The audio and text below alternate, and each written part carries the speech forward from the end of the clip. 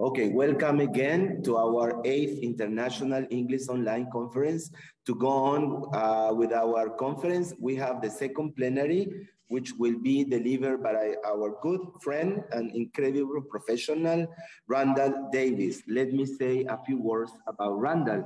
Randall Davis has worked in the TESOL arena for the past 35 years as a teacher, materials developer, and a teacher trainer, specializing in educational technology, language assessment, and soft skills development. He has been an invited speaker to many diverse places, including Saudi Arabia, China, Peru, Japan, Mexico, Thailand, and throughout the United States.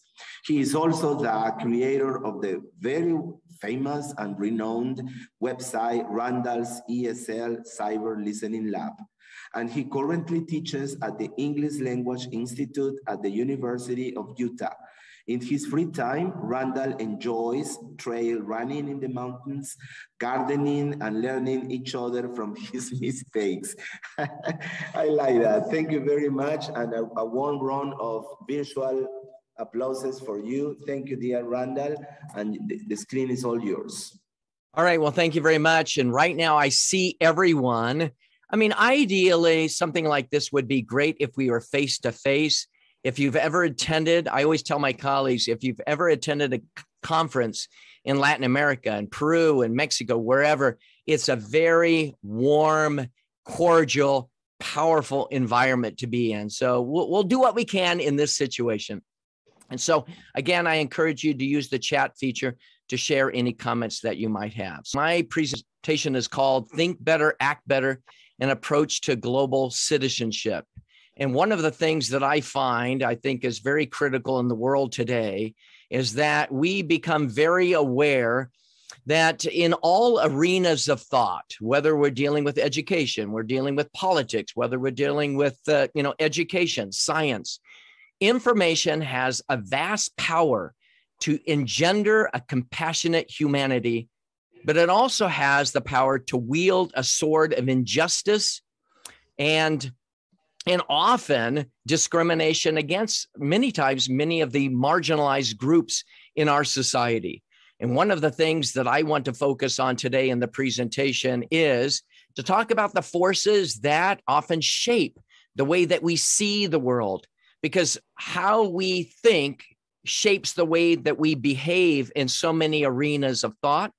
And also, as teachers, we have the responsibility to empower our students to understand and to be able to sift through all kinds of information that they find online, to be able to examine that information. And the next part of the presentation, I want to explain ways in which teachers, you and I, can actually help students analyze information so that this type of instruction can lead to better and healthier attitudes toward our world neighbors. Now, one of the dangers, I'm just going to say right now, one of the dangers of inviting someone like me is that in the traditional training model, what we usually do is you invite a speaker from overseas who is really unfamiliar with the context in which he is speaking, and this trainer kind of drops from the sky and gives some type of motivational speech to the weary soldiers, teachers in the trenches. And then that trainer is airlifted out, leaving often the participants who are watching a broadcast like this just undersatisfied, disappointed, and feeling disconnected from the talk. In other words, sometimes when you invite people like me, only me, and I know that you have a variety of speakers, people want to walk away from a plenary like this with a feeling, he spoke my language. She connected with me. She understood the concerns that I have. So with that in mind, what I felt like doing is rather than just speaking myself, and again, I am encouraging any of you to use the chat feature to comment at any time, I brought on a special guest panel during the last few minutes of the plenary to speak on, number one, what examples of poor critical thinking do you see come up in your classrooms, in your everyday life? You might be thinking about that as well. In what ways are these points of critical thinking so relevant to your own teaching situation, your own social circumstances? And the last question I have is, what instructional ideas do you have? Again, to the panelists and to all of those of you who are watching, what ideas, instructional tips do you have to actually encourage critical thinking for both high resource environments and low resource environments? In other words, whether you're working, you're teaching in a facility, in an organization that has all of this technology, or if you're teaching your students under a palm tree on the beach, we want to make sure that the ideas that we share about critical thinking and teaching those ideas in the classroom are relevant to everyone. So again, feel free to share. We'll bring on the panel a little bit later. I want to begin with something so important. This was a game-changing experiment in the field of cognitive psychology. And in 1999, Daniel Simons, who was a professor at Harvard University, and a graduate student named Chris Chabris, decided to conduct a study. And in this study, they had one group, 3 people in white shirts, and one group in black shirts. And they asked each team to pass the basketball to each other. And during that, those that were watching the study, they were asked to count how many times the people in white shirts passed the basketball to each other. Well, in the middle of that study, in the middle of that video, a woman dressed up in a gorilla suit passed into the screen, pounded on her chest, and walked off the screen, and was on the screen for a total of 9 seconds. But only 50% of the people saw the gorilla. And it was a study in what they called inattentional blindness. Sometimes we're so focused on a piece of information, we're focused on a particular thing that is going on around us when we can't see something in front of our eyes. And what they were trying to allude to, and again, you can actually, there's a website called The Invisible Gorilla. There's a book called The Invisible Gorilla as well. And one of the things that came out of the study is this. Number one, you have to learn about the everyday illusions that work in your life. Otherwise, you could be victimized by them in the future. In other words, sometimes we think we understand the world better than we really do. We sometimes think our memory is better than our families. We sometimes think that we think more critically than everyone else. But that is an illusion. They also said you want to be wary of thinking you know more about things than you really do. So what is happening in so many cases is if you become aware that you don't see things the way they really are, you can, in the end, make better decisions, live a better life, and you can look for the invisible gorillas in your life. Now, how is this related to actually the topic of be better and act better and becoming a better global citizen?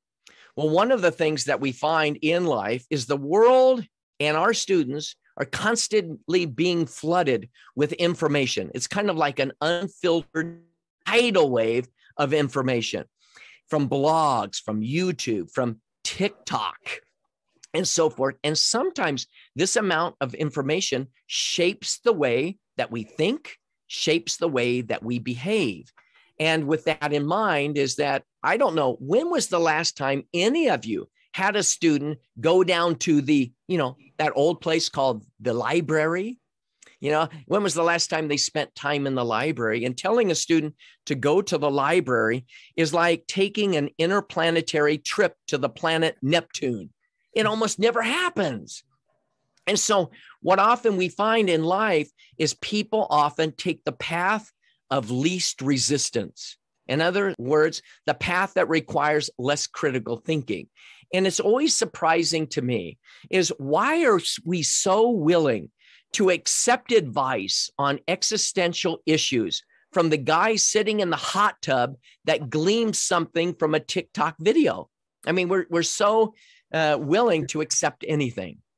So one of the things I did in preparation for some of these ideas, I started to analyze. And again, feel free to use the chat if you have any comments, because I'd like to add any comments to the conversation.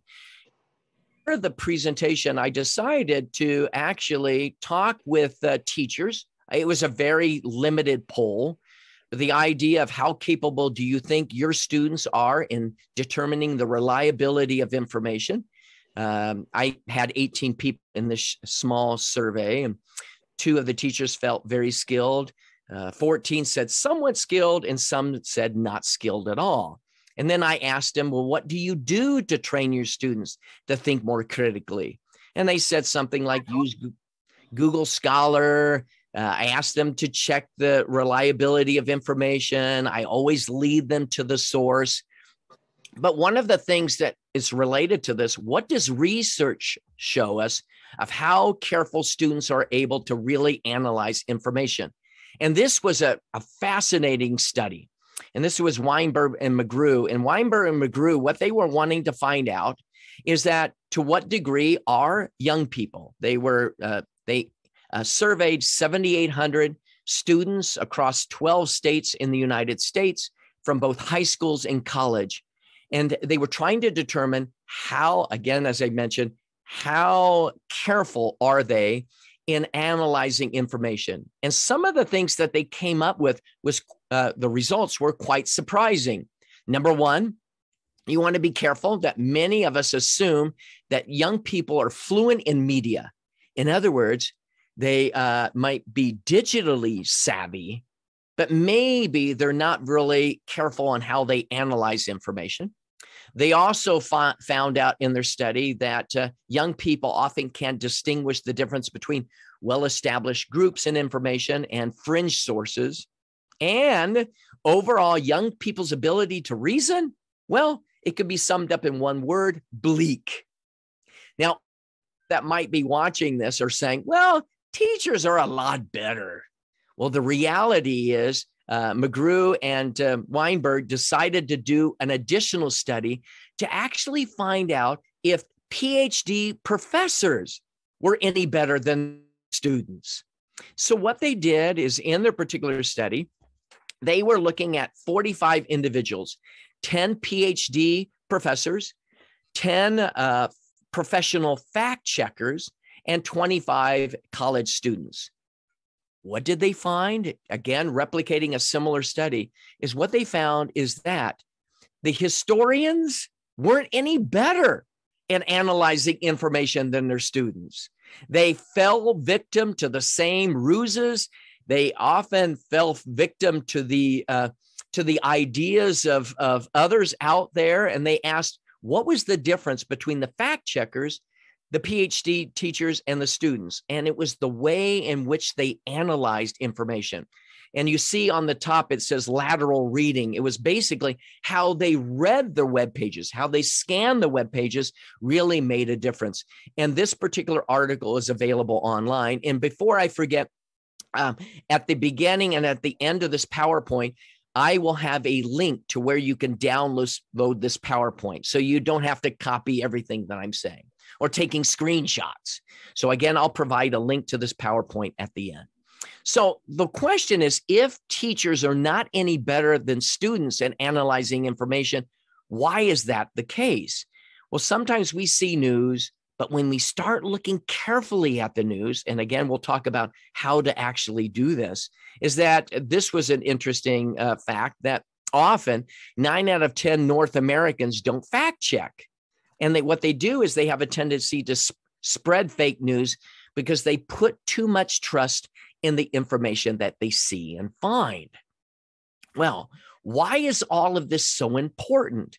And why this is so important is, if you're looking at unreliable information, and we do fall victim to it, is that it can engender biases, faulty reasoning, stereotypes, unquestionable evidence, which is so important. And Brian, thank you for sharing the Dunning-Kruger effect. We'll perhaps make reference to that a little bit later.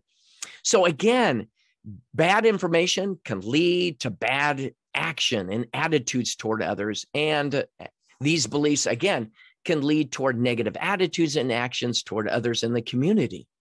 And we can think of this on a small scale and a much larger scale.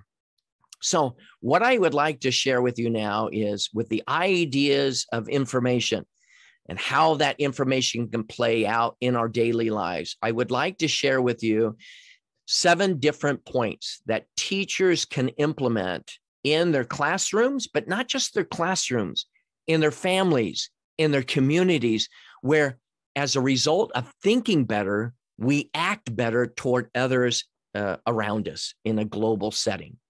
So these are some of the things I'm going to talk about. And I think all of us would agree. We could analyze any of these points about why these thinking errors occur and what we can do.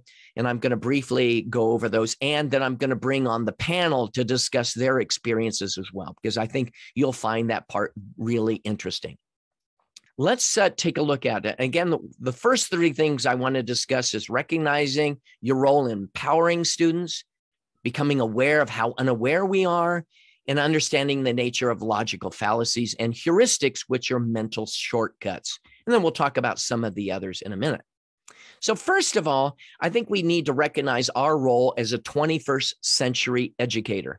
We are moving away, certainly, from the idea of providing information like what is the capital of Nepal or what does the flag look like of Syria, to where we're encouraging students to think critically about the information around them. And again, we can analyze a number of situations in our world today where critical thinking becomes important.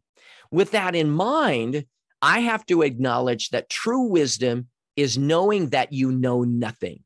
It's kind of like, now, Jaime, you said at the beginning that I've been teaching 35 years. And a lot of times people say, I've been teaching for so long. But that doesn't qualify you any better. I mean, true wisdom is knowing that you know little. And I would have to say in the last 5 years of my teaching, that has been the most transformative experience of my life. And by knowing and recognizing my role, what I often will do is I need to set aside my ego and personal agenda, because my goal is to make me unnecessary. In other words, the best teachers are those who show you where to look, but don't tell you what to see. In other words, encouraging critical thinking. But a good teacher is one who makes himself or herself progressively unnecessary. That is my job, not for students to continue to look to me, but looking beyond. And Tanya says, the more and talking about Einstein, the more I learn, the more I realize how much I don't know. Thank you, Tanya, for sharing that. And another comment came up, the more we learn, the less we know. That's absolutely true. So thank you for sharing those ideas. So what I mean is, if I can tell students there's a lot that I don't know and be honest about it, I think that can lead to better critical thinking. The next idea is understanding the illusion of knowledge and confidence. And sometimes we don't realize how wrong we are. And one of my favorite books is called Being Wrong. And again, we're so unaware of how unaware we are. And so right now, I want to show you a picture. And again, it would be great if we could have a show of hands, but because of the nature of the presentation, I just want you to think about this. Tell me what you think and tell me what you see. Okay, now watch carefully.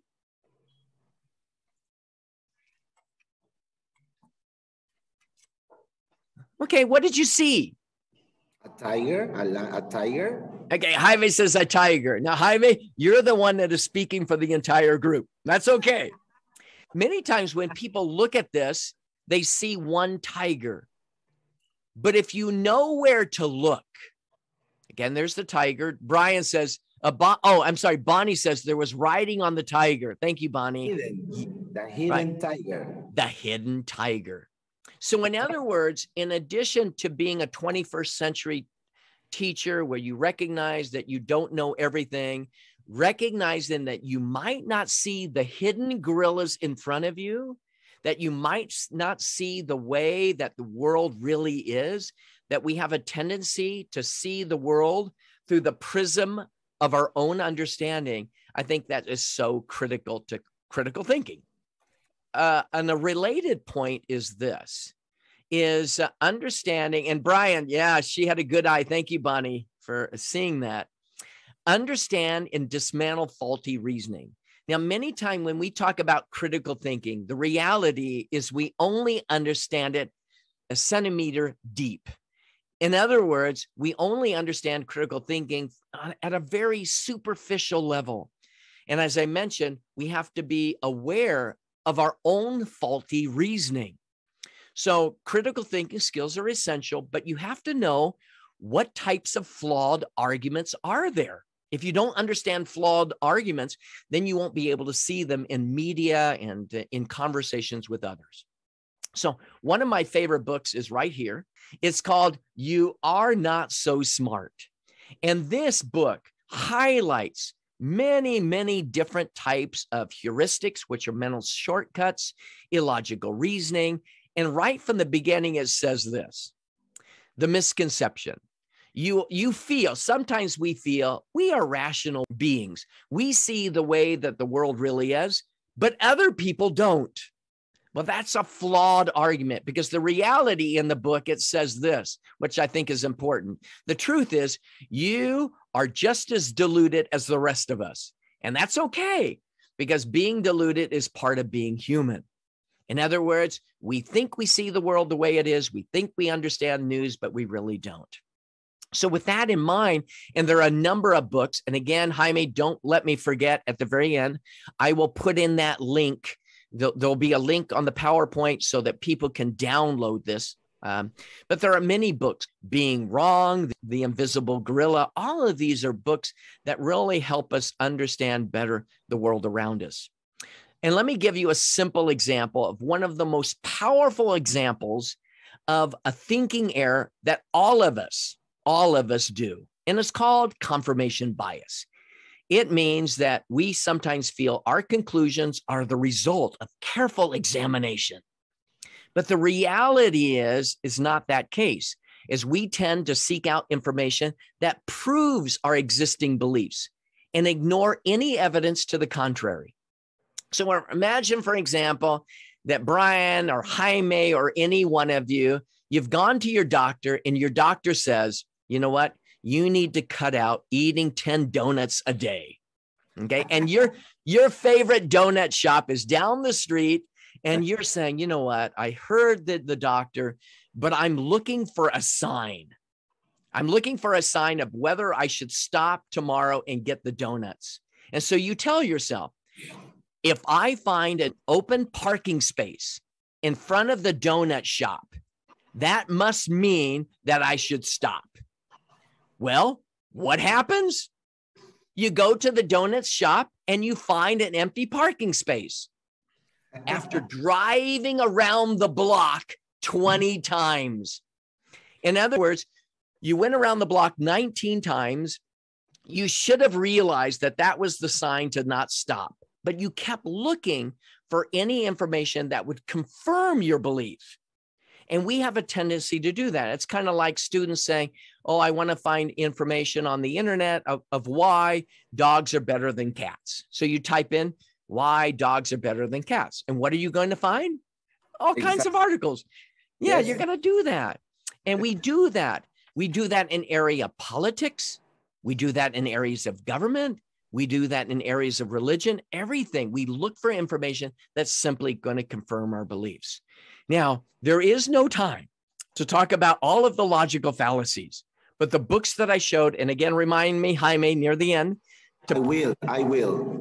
To put that in, because I think this is can be very useful information, is there are all kinds of fallacies, stereotypes, groupthink, non sequitur means A does not equal B, and the list goes on and on and on.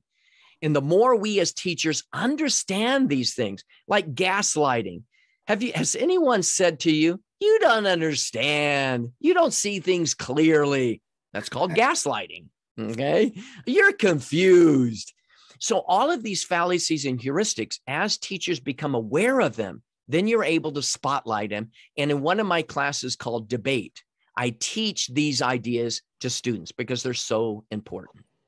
So in the end, the eye sees only what the mind is prepared to comprehend. If you only see what you're looking for, and we want to help students avoid that. Now, just so you know, I'm not just speaking to our students. I'm speaking to each one of us. We want to be careful of that. And now these are some of the books that are on my bookshelf behind me. Now you might say, Randall, you must think really critically. The problem is I am just as deluded as everyone else. I fall victim to these things. And so knowing these ideas and being aware of the resources is important. So we've talked about empowering students. We've talked about being aware of how unaware we are. We've talked about logical fallacies, thinking errors. And again, we could cover a whole presentation on each one of those. But I want to talk now about learning how to carefully scrutinize online information and then developing skills to analyze the information as well. Oh, Bonnie says correlation is not causation. Absolutely. That is so important there. Talking with strangers, another book. Thank you for sharing that, Brian. Well, let's go on to the next idea about scrutinizing information. Now, some of us might be doing this, but I'd like to kind of explore this just a little. The first idea is when you're looking at any source, who is the author and what are his or her credentials and affiliation? In other words, when you're going online and you're finding information about the author, Dr. So-and-so, not all doctors are specialized in the same areas. For example, if I have an issue with my eye, I'm not going to go to a podiatrist or something like that. I'm going to actually choose someone that specializes. And I tell my students, although, Jaime, you said I've taught for 35 years, I will say to students, if students say, Randall, can you give me some advice on reading? And I would say, reading is not my area of specialty. I do teach reading classes, but I would recommend to a couple of other teachers who have more experience in that area. So not all teachers are the same and so forth. The other idea with this is you want to look at any type of source is what is the author's goal and agenda? Is there any obvious bias? Who funded the research study? So sometimes students can't readily see that. More and more academic journals actually will indicate the study was funded by so-and-so, but sometimes each one of us have an agenda. I have an agenda today to share with you ideas regarding critical thinking. But you want to be careful as you're looking at articles. Everyone has an agenda. Everyone has a bias. Does that affect the outcomes of the study? That's important. It's kind of like if you were to look at a study and the study, let's say you're looking at a particular product and the product review was from the company that created the product and the company points back to itself as the reliable, credible source for information. You just want to be careful. The next idea would be, are the claims of the authors measurable? We often use, for example, quantitative data analysis versus qualitative or anecdotal evidence. And then, has the information been adjudicated or judged or even evaluated by independent sources? And we realize that not all journals are peer-reviewed. So again, all of these ideas are important, maybe more or less for the level of students that you're teaching, but I think these are important for us as teachers.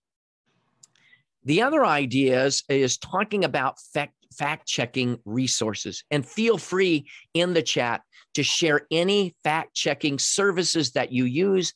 I'm listing some up here like Google Scholar and PolitiFact and so forth, and each of these has their drawbacks and benefits. But one of the things, no matter what you use, you should always keep in mind this fact. And the fact is, the greatest enemy against rational thinking is arrogance and pride.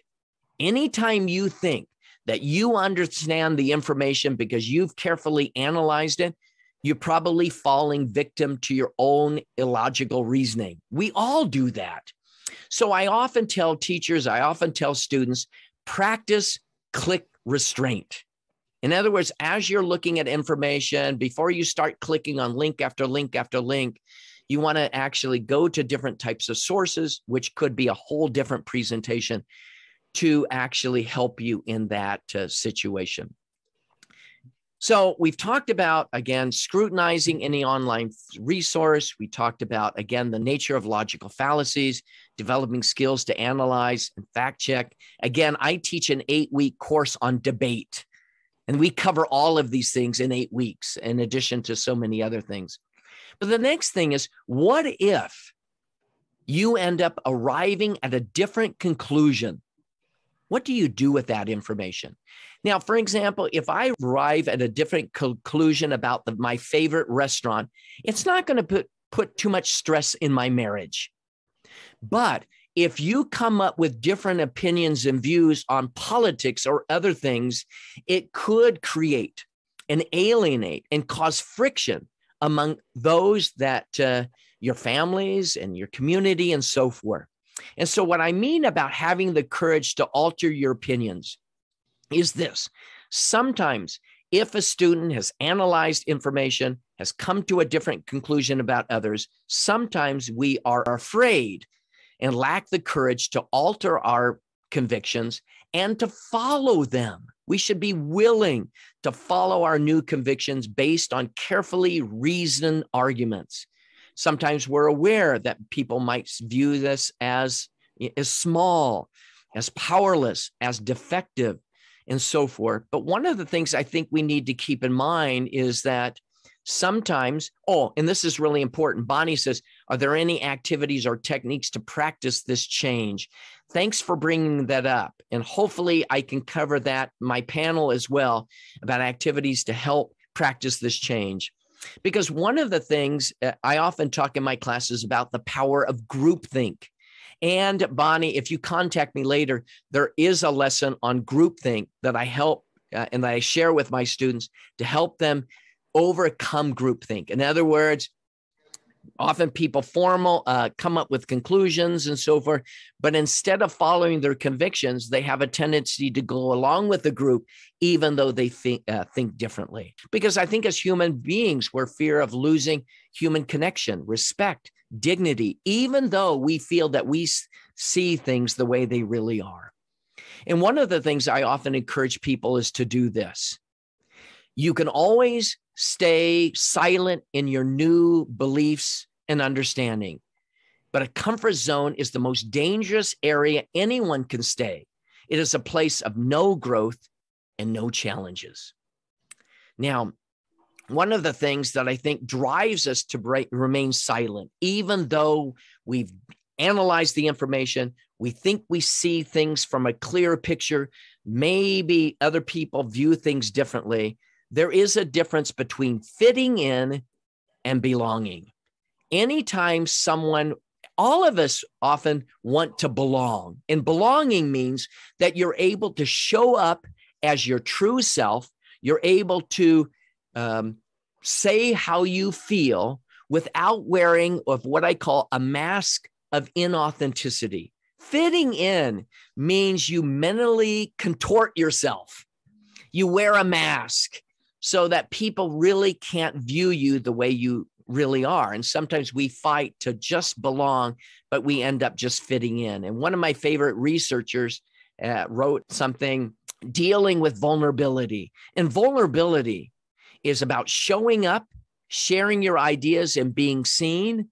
But so often people are unable to do that. And that's a whole nother talk on the idea of vulnerability. But my idea here is that as you understand the world, as you analyze information, everyone wants to belong, and we need to create space for people being able to show up with their new opinions and sharing their ideas. The last thing I want to share before I join with my panel is the idea of showing learners the importance of soft skills in engaging with others. And what I mean by that is this. Number one, we need to be patient and listen to understand, not to reply. I mean, how many times have we been in conversations where, you know what, I'm listening to their idea, I don't agree with them, and in 2 minutes, I'm going to tell them how I think. That's not listening to understand. That's listening to reply. The next idea is validate the concerns and opinions of others, even though you might differ. People want to be heard and people want to be seen. I think those are really important things. And be the change that you want to see in others. If you tell students and you share all of these ideas about critical thinking, how it's important in shaping the world, in being better, and then acting better, you need to actually model that with your other students. Now, one of the things that I think, and kind of wrapping things up in this part, is that a mind that is stretched by a new experience can never go back to its old dimensions. In other words, as you help students and yourselves see the world in new ways, using these skills and understanding logical fallacies and mental shortcuts, you really can't put toothpaste back into the tube.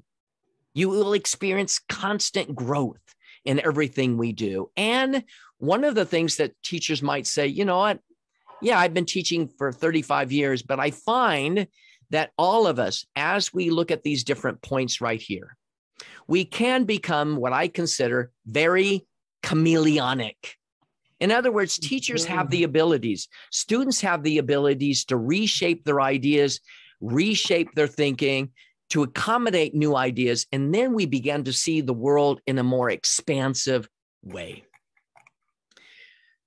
So what I'd like to do right now is I'd like to bring on my panel, the panel for this plenary.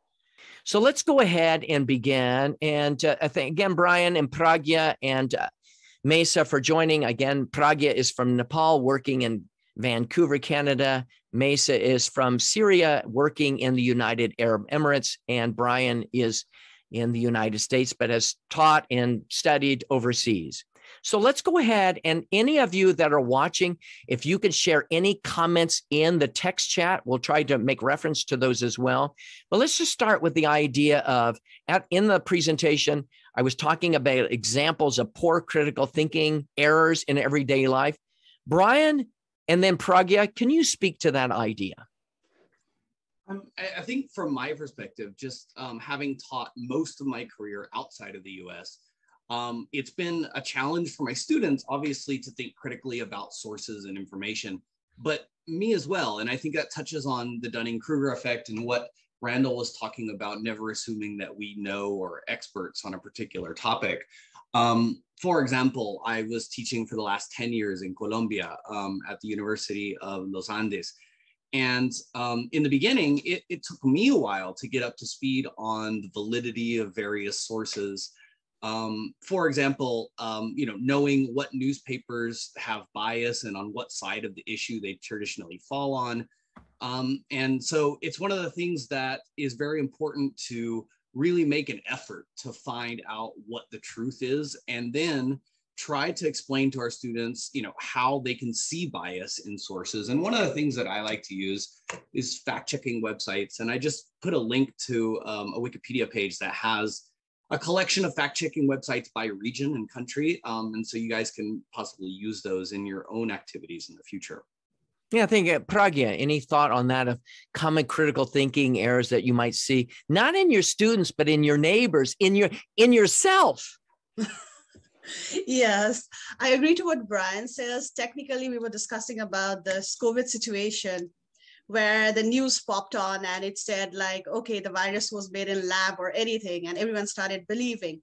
And when Randall, you were speaking about comfort zone, our students are so much comfortable that whatever they get the first-hand information, they think that's valid and they don't want to go beyond that.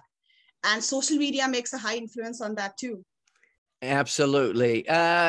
Mesa, any thought on common thinking errors that you might see within your own students or your own community? Yes, I think for the critical thinking questions, I might avoid in my classes the stereotype, and I might also teach my students how to deal with the stereotypes. I mean, ready-made ideas. I'm going to teach my students that not all the things that we hear or read or we hear from neighbors, from friends are correct. We need to change our beliefs. We need to make sure of these ideas about people, especially about people. You know, that sometimes we might read that in Western countries, it's not safe to walk alone at night because they heard it from a lot of people living there or from their friends, but they haven't checked whether it's true or false. So we have to make sure of these pieces of information before accepting them or making them apply to our life. The other thing is, for those that are from Peru, do you ever think all the people in the Andes, the people in Lima, the people in Arequipa, sometimes we come up with broad generalizations that really probably are not true. And we want to be very careful about that type of framing. Next idea would be, and again, feel free to share any ideas. The next idea is, in what ways are the points that I mentioned in the plenary related to your own teaching context or society in general? It's kind of similar to the poor critical thinking errors that I said, but any thoughts on that? Pragya? To start off with, like, as a parent or as a teacher, we are very helpful people. We just think that our kids, they need help 24/7. We try to give some stuff and we'll be like, we just jump in and we say, do you need help? And we just develop a conclusion for them. We don't wait until they give something back to us, and we don't have that much patience to hear. So that's something I really work in my classroom. When I set out something, I'm like, okay, you can have your voice with your self-experience. Can you share that with me? And then I can give my input. I don't want to put my ideas on them and they just build that perception. Right. Brian, any thoughts on that as well? Yeah, I mean, I think that I agree with Pragya. I think that, you know, as teachers also, we need to really be open to learning from our students, and having them sometimes instruct us on validity of information can be helpful, because that can help their own critical thinking process. It kind of reminds me of an activity that I do in class with bringing in a purposefully bad source. It's kind of, I call it bad source show and tell. And the students bring in an obviously biased source and then give a short presentation as to why. And I've learned a lot from those kind of presentations that has really formed my future lessons. Oh, great. And I think when we're talking about biases and confirmation bias and so forth, as I've worked with my own students, sometimes I have a student that says, I now understand how things are really are in the United States. And I say, what do you mean? Well, before I came to Utah, I wasn't sure. I had heard that all North Americans enjoy fast food. And I went to the fast food. I went to McDonald's yesterday and it was full of university students. And all of a sudden, I'm trying to think, did you check out the 10 other restaurants around to see if any other university students were there? In other words, it's the idea of confirmation bias, of seeking out information that you think will confirm without checking other sources. And I think that's important. Mesa, any thought on that or other instructional ideas and tips that teachers who are watching could use? Okay. Now, before that, I want to comment about something in your presentation. I felt, Randall, that there is a hidden message in your presentation. You wanted educators to change the way that they look at things from a different place. Because when you are changing the place, you are observing things, I think you might have a clearer vision. So when you are observing things from a different perspective, you will get to know new things that might be invisible to you. So when you change your position, you will see in a better way, and you can also observe the world in a better way so that you can communicate with the whole world in a better way. Right, my message is really... This is the message. I felt that this is the hidden message.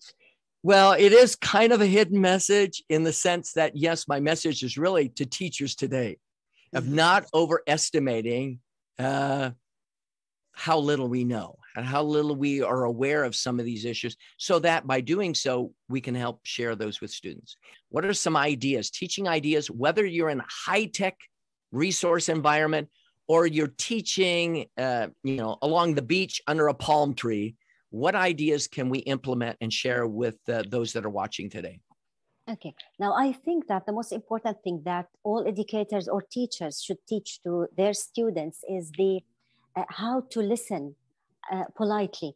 Because when you learn how to listen carefully and how to listen politely, you will be able to respond in a good way. And your responses in this way might also change a lot of things. They might change your beliefs. They might change the beliefs of the person you are arguing with, for instance. So listen carefully so that you can respond in a good way. Yeah, and this Bonnie is one of mentioned the most important things that I'm going to teach to my students, especially absolutely. when it comes to conversation and debating. Absolutely. And Bonnie mentions about active listening. We could go into a whole topic on that area. And one of the things I think is important, what you mentioned, Mesa, again, as I mentioned in the broadcast, listen to understand, not to reply. And it goes much beyond tolerance. Often we use that word too much. I need to tolerate other people. It's kind of like saying to my wife, Shirley, we've been married for many, many years, and I've come to tolerate you. That doesn't sound very impressive. So you're right, Mesa. You're right on about the critical role of listening. Pragya and then Brian. For me, it would be more of making connection to your self-experience. Whatever age your kids are or you are, just try making connection with the experience. That really helps in developing critical thinking, like really good in classroom or anywhere in real life situations. Now, I'm going to come back to you in a minute. And if you can think of something specific in a minute, Brian, if you could speak to some ideas, and then if you can think of an example of that, we'd be happy to hear that, Pragya. Yeah, so for all of you that don't know me well, I come from much more of an academic writing perspective. And so a lot of things that I deal with in class are sourcing informative papers or argumentative papers. And one of the things that I do as an activity is called source ranking. And sometimes I bring in the 4 sources, sometimes I have a student bring them in.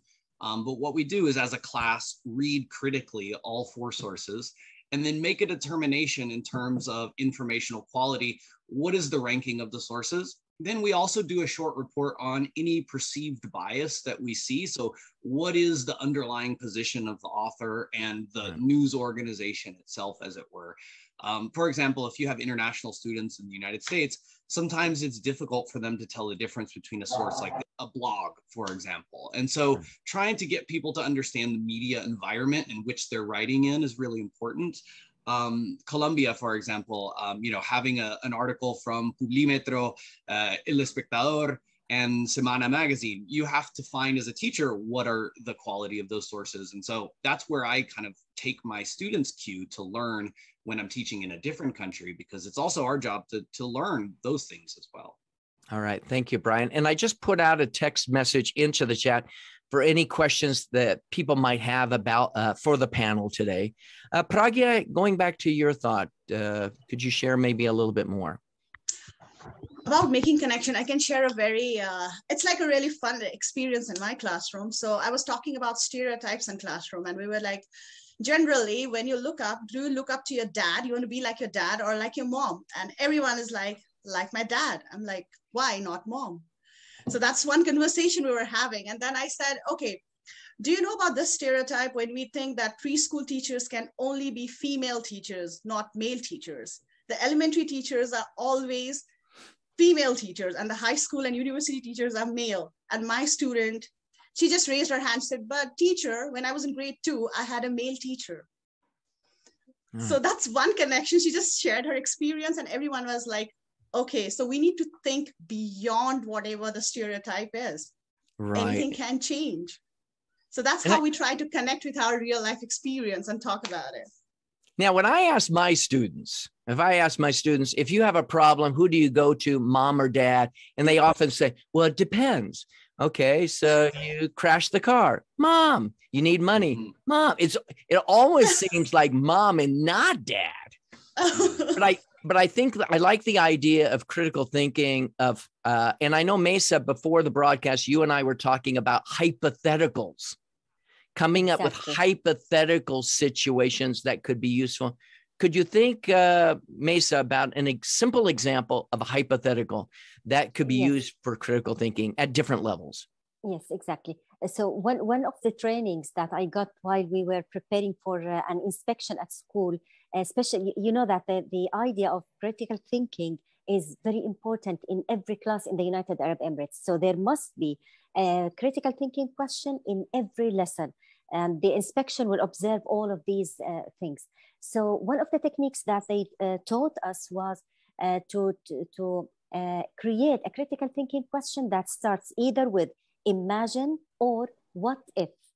Now, if you use these two words, two expressions, what if or imagine, I think the level of the thinking of the students might be raised up. Like for instance, one of the questions that I like to ask my students, imagine that you were sent into or imagine that you were sent into the outer space in a space mission. Would you introduce the Earth to the aliens, or would you hide the Earth from the aliens? Now, notice that we have different responses from students. Some of them said, yes, of course, I'm going to speak about my planet. I'm going to let them know that our planet is very beautiful and it's known as the blue planet. So we will introduce it. Other students respond in a completely different way. They said that, of course, we are not going to let them know about our planet because they might be invaders and they might make colonies on our planet. So the use of these two expressions might raise the level, and we might have different ideas. We might have also some time to debate about these things. So I think it's lovely to have critical thinking questions in the classroom. Now, let me bring up, and I saw, Brian, your comment there, who's going to protect the aliens from us? I think that's a really good comment. It really helps us explore. Now, let me share with you something that often is avoided in the classroom, but yet where we still want to have students skilled to think critically. Often issues regarding politics, often issues regarding religion, often may or may not enter into our classrooms, but we really can't ignore the need for students to understand that type of information as well. Brian, any thought on that of how to kind of encourage critical thinking while those topics may or may not be part of our own classrooms? Yeah, I mean, I think that, you know, coming from an international perspective, I spent the last 10 years working in Colombia. And in my classes, we did a lot of writing about the peace process. And, you know, that's an issue. If you know South America well, it's an issue that's been going on in Colombian politics for quite some time, and it's very divisive. And so a lot of these exercises that I've done with critical thinking skills have been related to this topic. And it's, once again, something that as educators, we just have to have the humility to sometimes listen and learn from our students. And so for me, it's always been a very collaborative process in this road towards critical thinking skills. And so that's just one example that I can think of, you know, when we're teaching in environments that are new to us, always trying to keep an open mind. All right, thank you. There is a question that came into the chat by Nancy. Thank you, Nancy, for sharing. I teach in a girls' school to 11 to 17-year-old students. How can I use hypothetical situations? Which aspects would be more suitable for them? Anyone thoughts on that? Again, 11 to 17-year-olds, hypothetical, maybe what type of hypothetical? How do I encourage critical thinking in that case? Anything? I think, Randall, I think I can help here. So the first step to do that is to understand the background of the class, of the students themselves, so that she can create and can prepare the hypothetical questions that suit the culture of her students. Yeah, and that's really important, suited to the culture. And one thing that I often don't realize is I don't often understand the backgrounds, and I make simplistic assumptions about what they do and don't know. Pragya, any other thought on hypotheticals, you know, something that could be useful? The one that I want to add, what Brian and Maisa said about religion and politics, somewhere we're very reluctant to get students' voice on those topics. So what happens, we think like they have a prefixed mindset that, okay, Muslims are this, or Hindus are this, or Sikh are this. So slowly, if we try listening to their voices, I think that really helps. Because when they're too young, like grade 5 or grade 6, we think their view does not matter. And we just try to, like, whatever your parents' belief are, you have to have the same belief. So we try to put that thought on them. I think that we really need to work on. Students' voice really matters on those things. Good. And Nancy says, thank you, Mesa, for sharing your idea. Much appreciated. Brian, any last thought on hypotheticals? And then we'll close with any maybe final remarks. I don't think I could add anything more to what Pragya said. I think it was very prescient. And yeah, I just really appreciate all the great comments on this. Pragya and Mesa and Brian, any final thoughts that you might have on just critical thinking, on the world around us, and why this would be important, your own experiences and learning to think critically, maybe thinking errors that you've had in the past? Any last thoughts? Oh, Mesa. Oh, okay. Randall, I think that sometimes the laws in a country might help you to open any discussion, whether it's related to politics or religion. For instance, in the UAE, you cannot insult any religion. That's why people, you know, that we are a multicultural and multiracial community. You know that we have different nationalities, we have a lot of religions. So that's why we are living peacefully here. The laws of the countries might help the community to be open-minded, really. Pragya and then Brian, any last thought? For me, like to embed a critical thinking in class, I would agree to one statement that like it really hit me when Brian said that we need to be a lifelong learner and listen to our kids. It's not that we are superior and we know everything. So we learn with everything. So I think that's the best way to embed critical thinking in classroom. Yeah. And thank you for sharing. Brian? Yeah, I mean, I think that, you know, moving on from what she said, being a lifelong learner is very important. And I think for us, always trying to keep abreast of new sources of information and new ways to learn is really important because, you know, as teachers, we can tend to have our skills fossilized in terms of doing research on a particular topic. And sometimes not discounting new forms of media. I'm not telling you to run out and do investigations on TikTok, but I'm saying that there's a wealth of information all over the planet and it's our job to seek it out. So that's what I'd leave us with. Great. Well, we, Pragya, Brian, Mesa, and I want to thank all of you for joining. And again, I think what we're all trying to share is the idea that we often don't see the world the way it fully is. And as I mentioned at the beginning, true wisdom is knowing that we know nothing, and each step forward helps us see things better so that we can be better and actually act better toward our global neighbors. Okay, thank you, dear Randall Davis, Brian, Pragya, and Mesa. Thank you so much for such important information and reflection on critical thinking. We will have time to watch these videos again, so we will have time to reflect and make our own ideas about this very important topic.